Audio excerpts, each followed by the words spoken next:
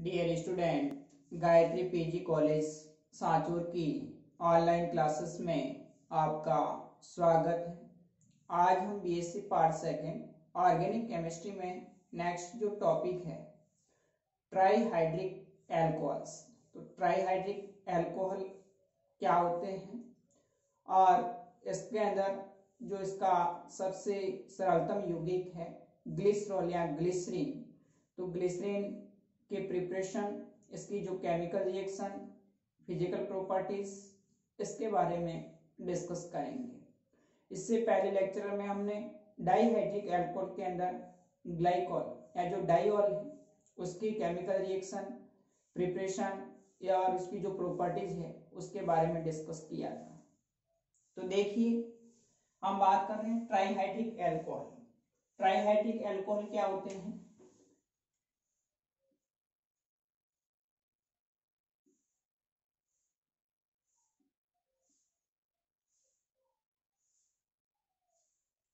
वे कार्बनिक यौगिक जिनमें 3 OH समूह भिन्न भिन्न कार्बन पर जुड़े हुए हो, तो ऐसे यौगिक ट्राईहाइड्रिक एल्कोहल कहलाते हैं। वे कार्बनिक यौगिक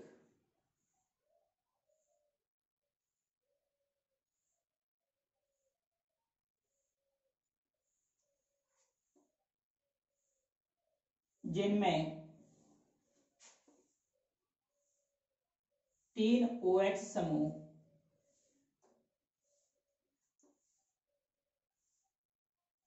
भिन्न भिन्न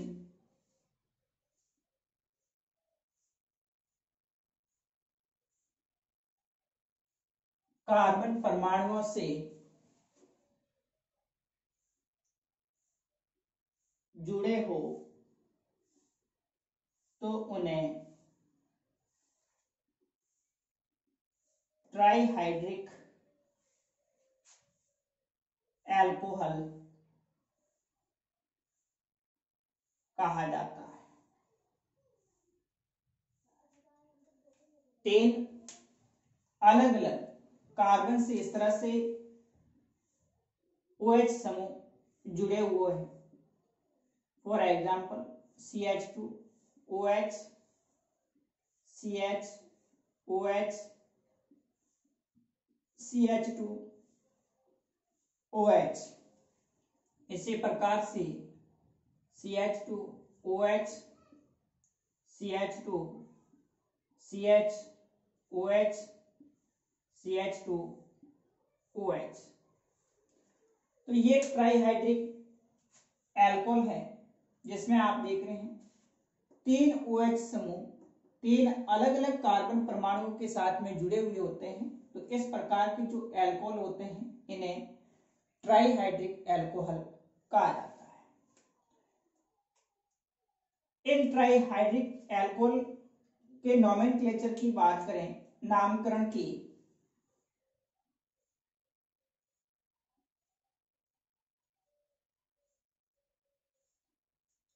तो इनका जो नामकरण किया जाता है वो संगत जो एल्केन है उसका नाम लिखकर अंत में सफिक्स के अंदर OH समूह की स्थिति को दर्शाते हुए ट्राईऑल वर्ड लिखा जाता है।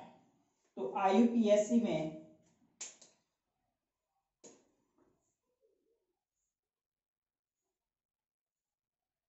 IUPAC पद्धति के अंदर संगत एल्केन का नाम लिखकर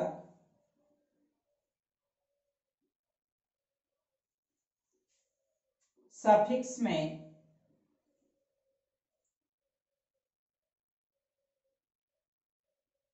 OH समूह की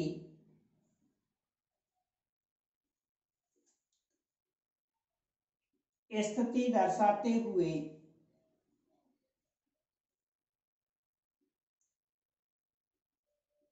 ट्राईऑल शब्द लिखा जाता है।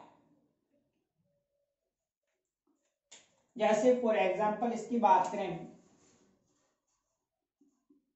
CH2OH CHOH CH2OH, तीन भिन्न भिन्न OH समूह, तीन भिन्न भिन्न कार्बन पर तीन OH समूह जुड़े हुए हैं, तीन कार्बन हैं, तो प्रोपेन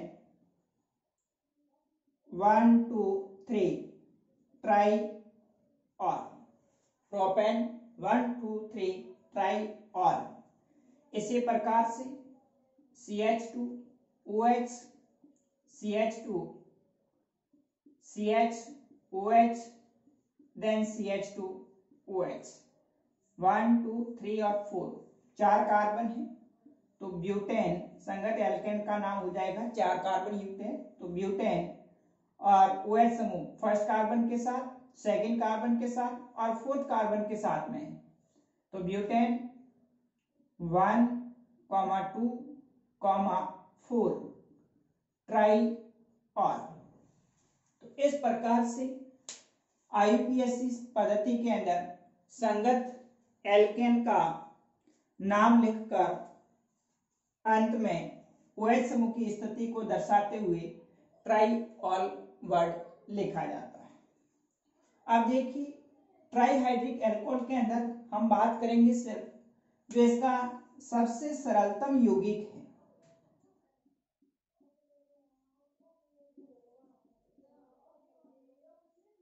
प्रोपेन 1 2 3 ट्राईऑल। इसे ग्लिसरीन या फिर ग्लिसरॉल कहा जाता है। तो सबसे सरलतम जो सदस्य है ट्राईहाइड्रिक एल्कोहल के अंदर वो ग्लिसरीन या ग्लिसरॉल होता है, जिसमें तीन कार्बन परमाणु पर निकटवर्ती तीनों कार्बन परमाणु पर एक एक OH समूह, तीन OH समूह जुड़े हुए होते हैं, जिसको हम IUPAC के अंदर प्रोपेन 1 2 3 ट्राईऑल या फिर ग्लिसरीन या ग्लिसरॉल कहा जाता है। तो ये सबसे सरलतम सदस्य हैं, जिसकी खोज सबसे पहले शीले नामक एक साइंटिस्ट था, उन्होंने 1774 के अंतर्गत इसको डिस्कवर किया था। ये सबसे पहले इन्होंने जो वसा होती है, फेट्स होती है, उच्च वसा अम्ल होती है, उनकी क्षार के साथ अभिक्रिया द्वारा इन्हें सबसे पहले सह उत्पाद के रूप में प्राप्त किया था।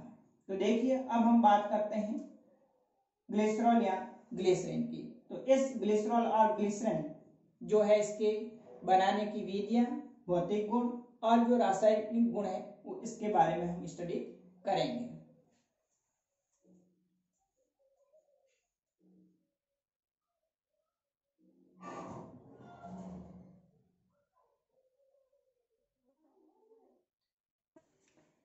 तो देखिए ग्लिसरॉल या जो ग्लिसरीन है वो ट्राईहाइड्रिक एल्कोहल का सबसे सरलतम सदस्य है।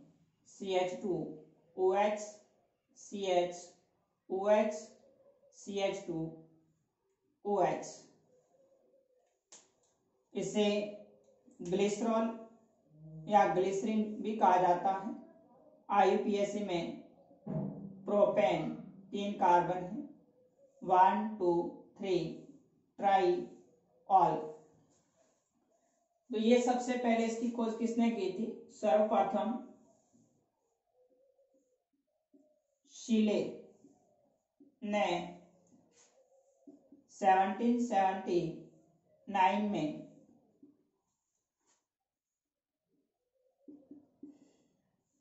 खोज की।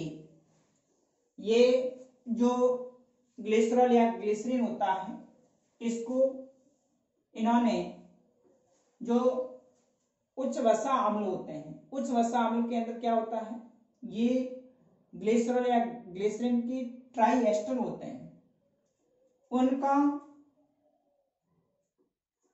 क्षार की उपस्थिति में जल अपघटन किया गया, तो उससे ग्लिसरॉल प्लस साबुन प्राप्त हुआ था। तो उच्च वसा अम्ल CH2OCOR CHOCOR CH2OCOR। ये जो हाई फैटी एसिड्स होते हैं, उच्च वसा अम्ल होते हैं, इनका क्षारीय जल अपघटन करवाया गया है। तो ये जल अपघटित होकर के CH2OH, CHOH, CH2OH plus 3RCOO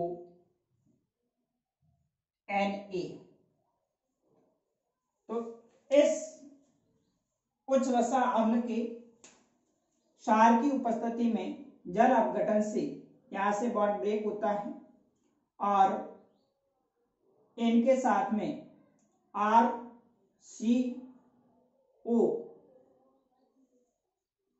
और O इसके साथ में जुड़ करके Na ग्लिसरॉल और RCOONA 3 मोल साबुन के प्राप्त होते हैं। तो शॉप प्लस क्या बनता है, ग्लिसरॉल या ग्लिसरीन बनता है। ये जो हाई फैटी एसिड्स होते हैं, इसमें जो एल्काइल ग्रुप होता है, ये क्या होता है, ये उच्च वसा अम्ल हाई फैटी एसिड्स, जैसे आपने नाम सुना होगा पाल्मेटिक एसिड है, जिसके अंतर्गत C15H35COOH पाल्मेटिक एसिड, इसके अलावा ऑलिक एसिड,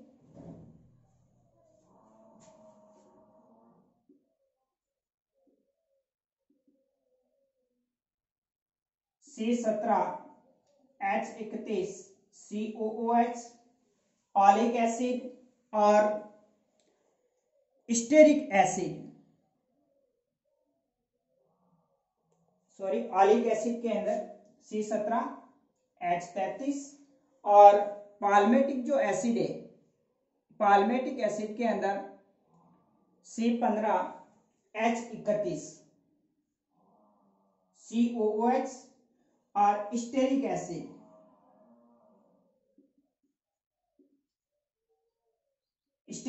में C17H35 COOH।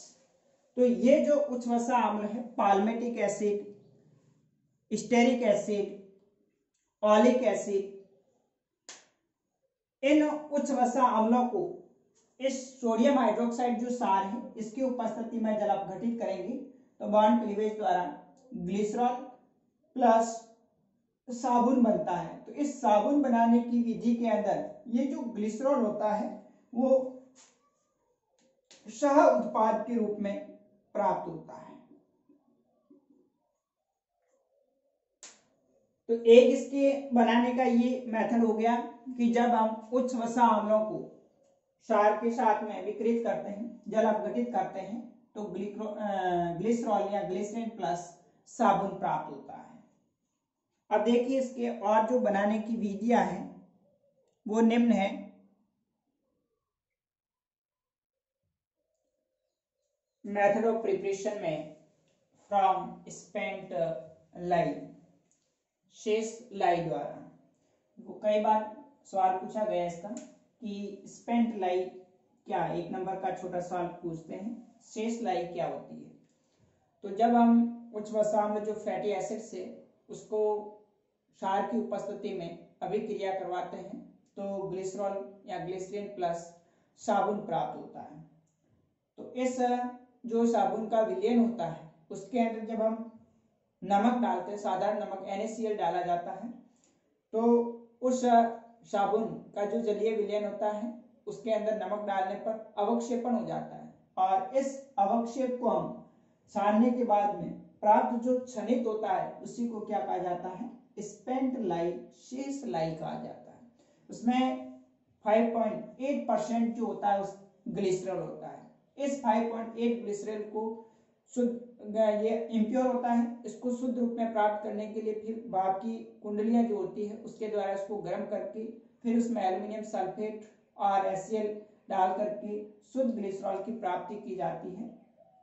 तो इस प्रकार से स्पेंट लाई जो होती है उस स्पेंट लाई के द्वारा भी हम ग्लिसरॉल को प्राप्त कर सकते हैं। तो ये एक इंडस्ट्रियल मेथड है जहां पर साबुन उद्योग जो होते हैं उनके अंदर शुद्ध जो ग्लिसरॉल है उसको प्राप्त करने के लिए स्पेंट जो लाई होता है उसको यूज में लिया जाता है। तो आपको यहाँ पर डायरेक्ट सवाल पूछेंगे छोटा कि स्पेंट लाई क्या है, तो आप इसका आंसर क्या लिखोगे, साबुन के जलीय विलयन में साधारण नमक डालने पर अवक्षेपण होता है और इस अवक्षेप को छानने पर प्राप्त जो छनित है उससे हम शेष लाई या स्पेंट लाई कहा जाता है जिसमें 5.8% ग्लिसरॉल होता है। इस स्पेंट लाई को भाप की कुंडलियां द्वारा गर्म करके अशुद्धियों को हटा करके शुद्ध ग्लिसरॉल की प्राप्ति की जाती है। नेक्स्ट दूसरा मेथड है बाई फर्मेंटेशन ऑफ शुगर। जो शर्करा होती है उसका हम किण्वन करवाते हैं। जो सुक्रोज है C12H22O11 इसको यीस्ट जो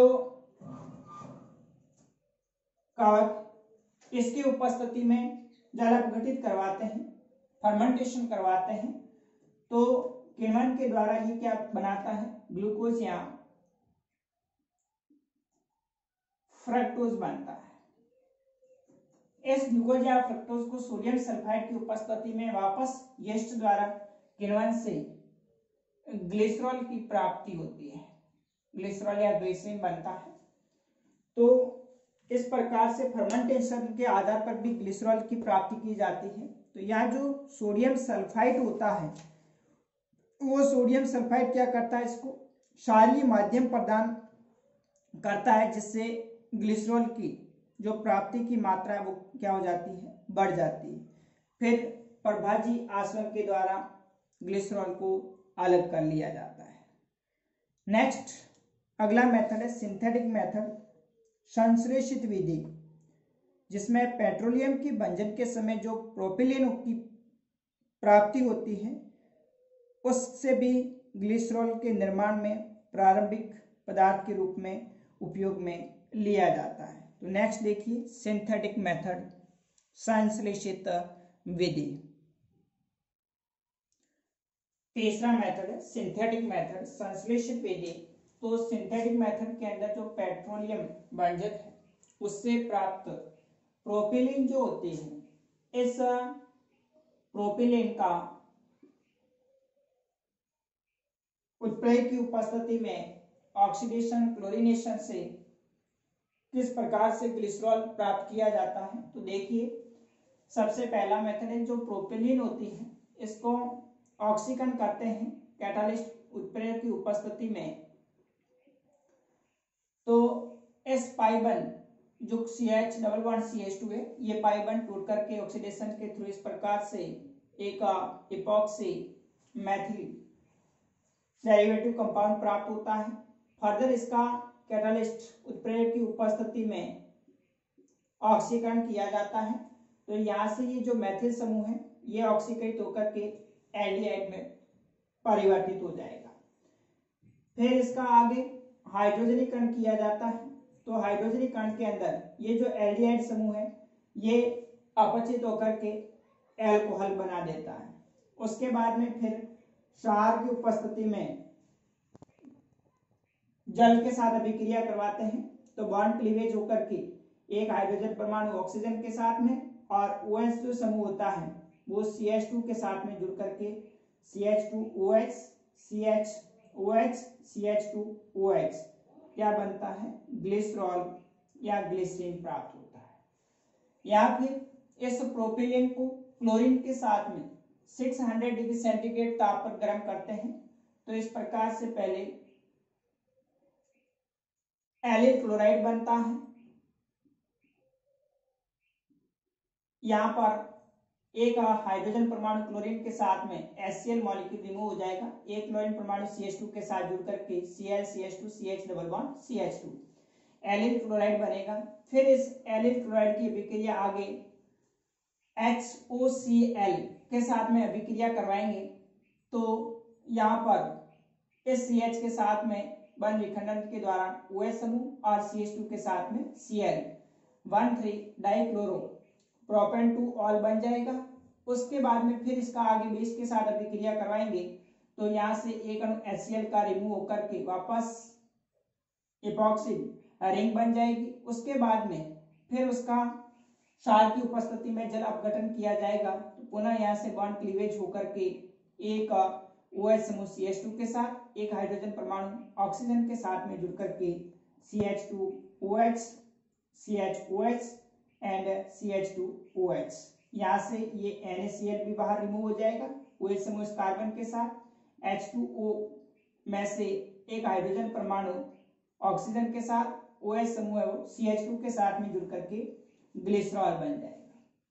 या फिर डायरेक्ट इस प्रोपिलीन का उत्प्रेरक की उपस्थिति में ऑक्सीकरण से एलिल एल्डिहाइड बनता है। इस एलिल एल्डिहाइड का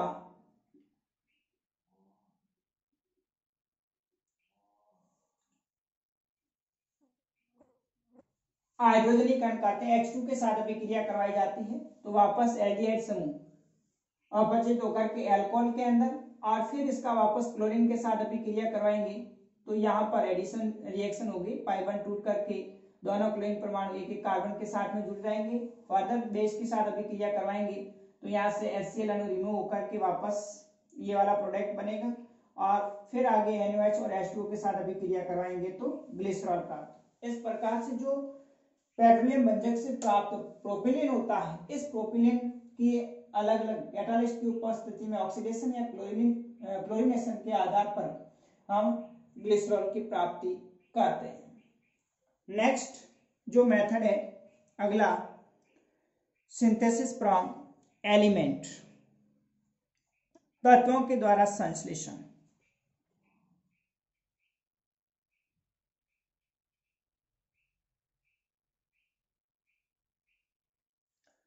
फोर्थ मेथड है सिंथेसिस ऑफ फ्रॉम एलिमेंट, तत्वों के द्वारा इसका संश्लेषण कैसे किया जाता है। तो डायरेक्ट जो कार्बन और हाइड्रोजन गैस होती है उसका इलेक्ट्रिक आर्क, विद्युत चाप, जब इनको दोनों गैसों को उच्च ताप पर दाब पर इलेक्ट्रिक आर्क, तो ये कार्बन और हाइड्रोजन जो तत्व है मिलकर के अभिक्रिया करके पहले acetylene CH triple bond CH का फॉर्मेशन होता है। यानी जो कार्बन है और हाइड्रोजन और गैस होती है H2 होता है, इनको विद्युत चाप इलेक्ट्रिक आर्क किया जाता है तो ये दोनों आपस में जुड़ करके एसिटिलीन बनती है। फिर डाइल्यूट H2SO4 की उपस्थिति में आगे अभिक्रिया करवाएंगे H2O के साथ में तो ये एसिटिलीन डाइल्यूट H2SO4 के साथ उपस्थिति में H2O के साथ अभिक्रिया करके एसिड एल्डिहाइड देता है। फिर आगे इस एसिड एल्डिहाइड का कैटालिस्ट की उपस्थिति में ऑक्सीकरण करवाते हैं तो ये ऑक्सीकृत होकर के एसिटिक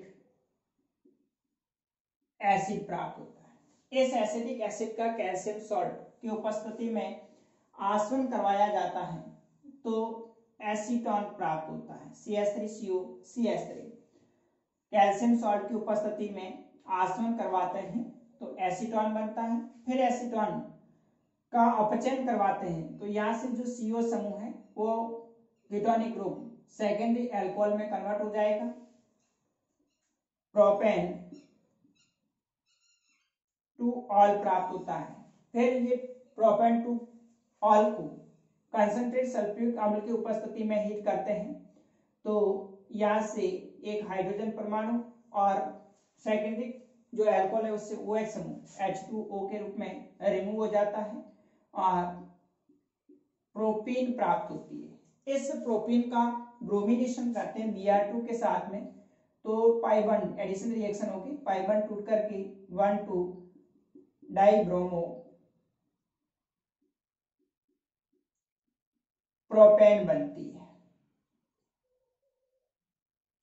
S12 डाई ब्रोमोप्रोपेन है, एंटर हैलोजन यौगिक IBr आयोडोब्रोमीन के साथ अभिक्रिया करवाई जाती है तो यहाँ पर भी एक हाइड्रोजन परमाणु आई के साथ जुड़ करके HI हाइड्रोजन आयोडाइड रिमूव हो जाएगा और Br इसके साथ में जुड़ करके 1 2 3 प्रोपेन 1 2 3 ट्राइब्रोमो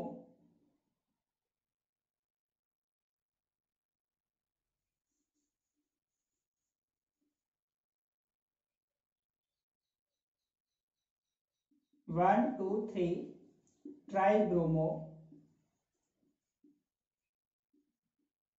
प्रोपेन बनती है। इस 1 2 3 ट्राइब्रोमो प्रोपेन का आगे क्षार की उपस्थिति में जल अपघटन किया जाता है, तो यहाँ से तीनों Br सोडियम के साथ में जुड़ करके 3NaBr मॉलिक्यूल सोडियम ब्रोमाइड अलग हो जाएगा और 3 OH समूह तीनों कार्बन के साथ में जुड़ करके ग्लिसरॉल या फिर ग्लिसरीन प्राप्त होता है।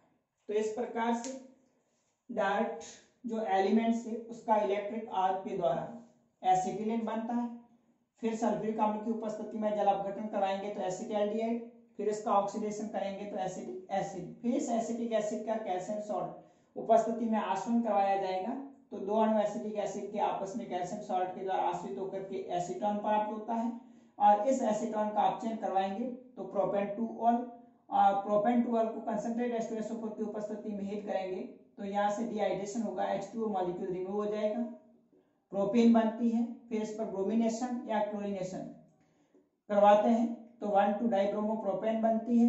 फिर आगे इसकी IBr के साथ भी क्रिया करके 1 2 3 ट्राइब्रोमो प्रोपेन प्राप्त होगी।